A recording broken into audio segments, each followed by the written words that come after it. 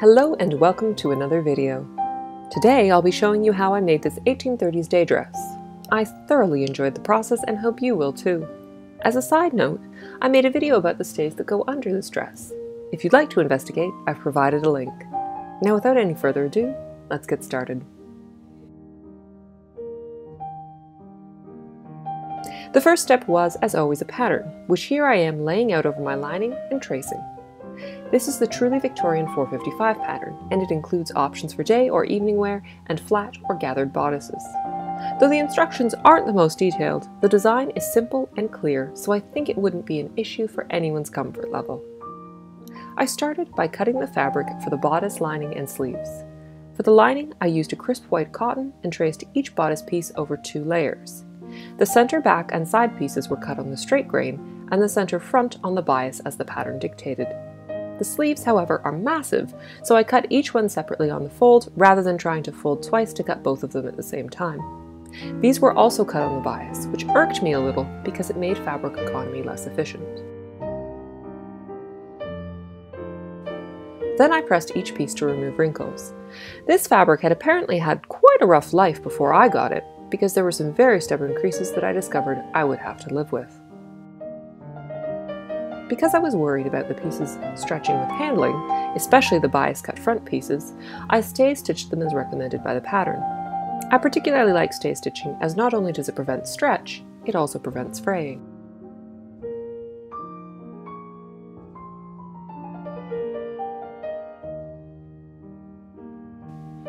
After this, I cut the corresponding pieces out of my silk taffeta. In order to ensure a standard color and sheen throughout, I was careful to cut each piece on the straight grain, including the sleeves, rather than using the strict guidelines on the pattern. You'll see here that my bodice pieces are a little larger than the lining. This is because at first I thought I might like a gathered bodice, until I decided I preferred the flat look and trimmed the front and back bodice pieces to match the lining. Then I pressed the silk. If you've never ironed taffeta, you're missing out. Even though it has a well-deserved reputation for wrinkling, it presses beautifully. In case you're wondering, this particular silk comes from Silk Baron, my go-to supplier of taffetas. They're wonderful, and also in the description box. I didn't worry about stay stitching the taffeta, as not only do I find the tightness of the weave makes it a little less susceptible to stretching, I had also cut it on the straight grain. Not to mention that these pieces would receive very little handling on their own, as directly after pressing, I flatlined each bodice piece using its corresponding lining piece. The sleeves will come later. Flatlining is a simple process. All you do is place wrong sides together of lining and fashion fabric and top stitch around the edges. Some people do top and bottom only, but I do all sides. And you do this within the seam allowance. In this case, the seam allowance was 1/2 inch, so I had a great deal of wiggle room. Here are all the bodice pieces flatlined. They're very satisfying. After each piece was flatlined, I pressed them once more before I got to assembly. For this, I decided to pipe each seam, which meant I had to first make piping. I cut 1-inch strips of silk along the straight grain, and I know most people use the bias for this, and folded each one over a piece of 2mm cording. Using a zipper foot, and no, I don't own a proper piping or cording foot, thank you for asking, I sealed the cording in. The cording was then placed within each seam, sandwiched between the right sides of the joined pieces. For this I also used a zipper foot, ensuring that I was stitching as close to the edge of the piping as possible. I may or may not have accidentally sewn over the piping a few times, and my neighbors may or may not have heard some truly vile cursing in response. But the effect is nice, I think. After this, I sewed the darts. These go from waist to lower bust. Many recommend doing this before assembly, but I always prefer to do it afterwards so I can modify the dart size or placement based on how the assembled piece already fits. I folded along the pattern's marked line and using chalk, indicated the placement of the stitching line and stitched it in place. Then it was time to press the seams and darts. For this, I pressed the center front seam open, the darts away from the front, and the rest of the seams toward the front. Note the amount of fraying already, and I've been very gentle. Many would opt to fold each seam under and whip it to the lining, but as the top stitching of the flat lining would prevent any true unraveling and my hand was still healing from the experience of hand sewing canvas for my stays, I left it as is. Next came the sleeves. These are outrageously fun. With lining and taffeta separate, I marked the opening for hooks and eyes, then sewed the rest of the side seam with that 1/2 inch seam allowance. As this is a very curved seam, I clipped each one. In order to attach lining to fashion fabric, I turned the lining inside out to allow its right side to face my arm and stuffed it inside the fashion fabric. With wrong sides together, I top stitched along the massive sleeve cap, keeping within the seam allowance. In order to attach the sleeves to the bodice, they had to be gathered. For this, I used a doubled thread and did a very loose gathering stitch around that top edge, pulling it taut to match the size of the arm side. The effect was nearly a cartridge pleat, but a little less structured. This created a part of the desired volume without any sleeve support, and I was delighted.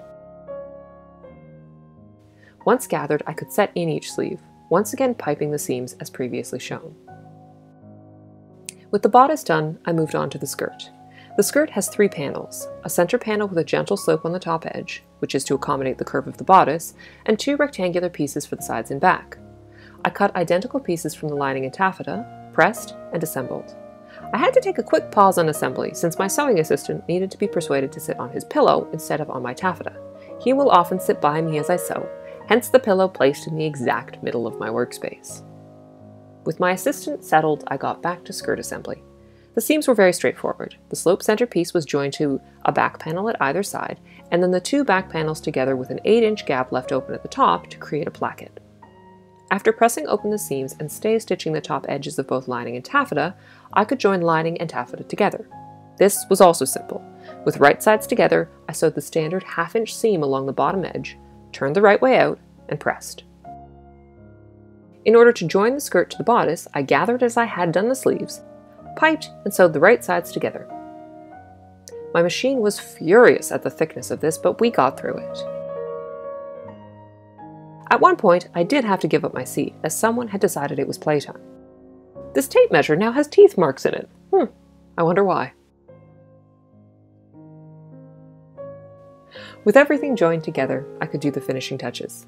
The first of these was the piping on the neckline. In order to do so, I top stitched the piping along the outside top edge of the neckline, careful to stay within the seam allowance. With this done, I could clip the curves and whip stitch the joined piping and bodice seam allowance to the inner lining. This provided a sturdy, if not particularly slightly, finish for the neckline. It was a similar process for the cuffs and placket, but done by hand exclusively. I merely turned the edges in and whip stitched them to the lining. Again, this isn't the prettiest, but I am firmly of the mind that the inside of a garment doesn't need to be pretty, only functional. Sometimes that means beautifully finished seams for the sake of sturdiness, and sometimes it means this.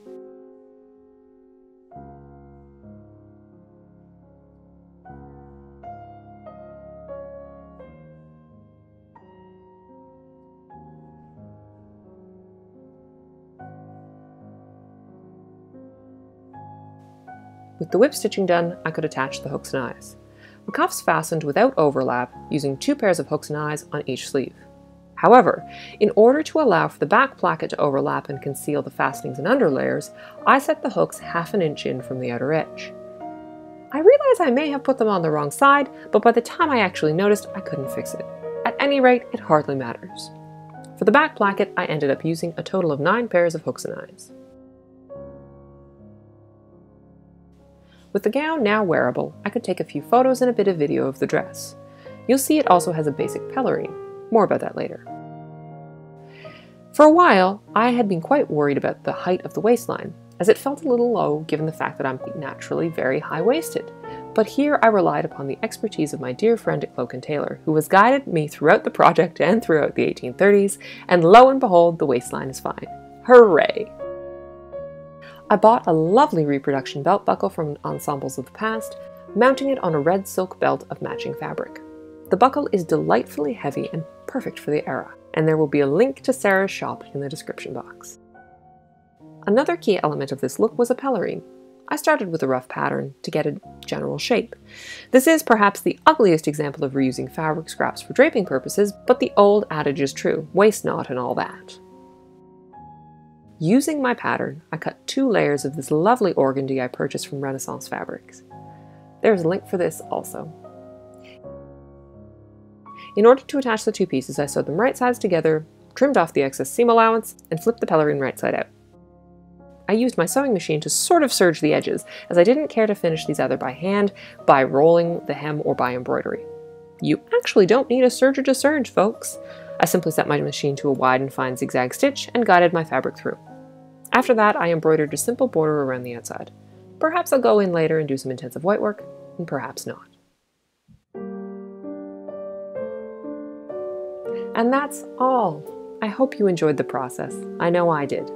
If you'd like, you can follow me on Instagram, TikTok, and Twitter for more content, or support me by buying me a coffee. All is in the description box.